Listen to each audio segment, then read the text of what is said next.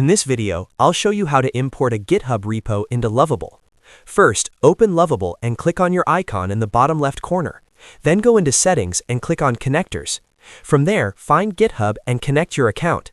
You need to have your GitHub account connected before you can do anything else. Once your GitHub account is connected, go back and open the app you want to work with inside Lovable. Now here is the important part. Lovable does not currently support importing a GitHub repo directly through a prompt, so we need to do it manually.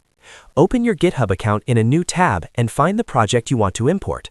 Click on the Code button and you will see different options for cloning the repo. Copy the link. Now go back into Lovable and open up the prompt box. Paste the link you just copied into the prompt. Lovable will then begin integrating the code from your GitHub repo automatically. Just give it a few seconds to process and it will pull everything in for you. That is how you do it.